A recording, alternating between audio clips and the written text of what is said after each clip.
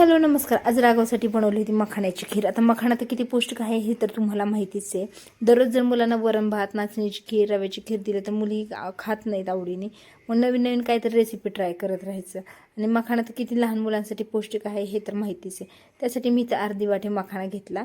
त्याच्यामध्ये 1 चमचा तुपामध्ये ना छान ते भाजून घेतला मखाणा. आणि थोडासा गार झाला ना की मिक्सरच्या भांड्यामध्ये टाकायचं आणि छान पावडर करून घ्यायची.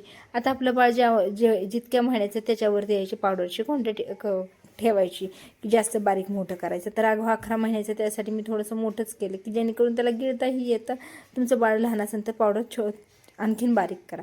त्यानंतर कढईमध्ये 1 चमचा तूप टाकलं, त्याच्यामध्ये ही केलेली पावडर टाकायची आणि ती छान भाजून घ्यायची. आता मी याने इकडं अर्धा तास अगोदर खजूर काजू भिजायला घातले होते. बदाम माझे संपले होते, तुमच्यात बदाम असतील तर तेही टाकून याने छान ह्याची बारीक पेस्ट करून घ्यायची.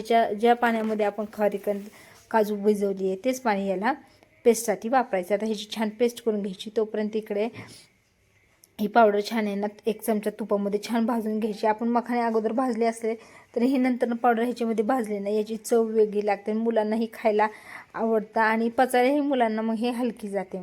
त्यासाठी आहे ना नंतर तो 1 चमचा तुपामध्ये छान आहे ना ही पहिली पावडर भाजून घ्यायची. आता तुमचं बाळ लहान असेल ना तर त्याच्यासाठी आणखीन बारीक पावडर करा जेणेकरून त्याला गिळता येईल. आणि आता इकडं पेस्ट झालेली ती पेस्ट आहे ना मी त्याच्यामध्ये टाकून दिली. त्यानंतर छान परतून घ्यायचं. अगोदर पेस्ट टाकूनच छान भाजून घ्यायचं. 1-2 मिनटं भाजून घ्यायचं. नंतर त्याच्यामध्ये आपलं मिक्सरच्या भांड्यामध्ये जी राहिलेली त्याला चिटकून त्याच्यामध्ये पण पाणी टाकायचं आणि ते ना त्याच्यामध्ये टाकून छान एक उकळी घ्यायची. 1 उकळी आली की मुलांना खायला ही खीर रेडी आहे.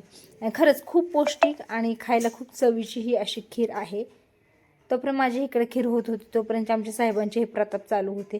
आता हा हत्ती आहे ना ध्रुवच आहे 7-8 वर्षापूर्वीचा, पण तो आहे ना आता काढलाय तर तो आहे ना ह्याच्याबरोबर खेळत होता. आता मी मोबाईलमध्ये काय काढते, व्हिडिओ काढते का काय, तर ते बघण्यासाठी माझ्याकडे आला ही काय करते. आणि आता सध्या साहेबांचं असं चालू आहे की ह्याच्यावरतीच बसायचं, ह्याच्यावरतीच खेळायचं आणि ह्याच्यावरतीच खायचं. तर ही मखाण्याची रेसिपी आवडली असेल तर नक्कीच तुम्ही लाईक करा. चॅनलवर नवीन असाल तर सबस्क्राईब करायला विसरू नका. आणि ही रेसिपी आहे ना तुमच्या मुलांसाठी नक्की ट्राय करा. चला भेटूया नवीन अशा एका नवीन व्हिडिओमध्ये. बाय.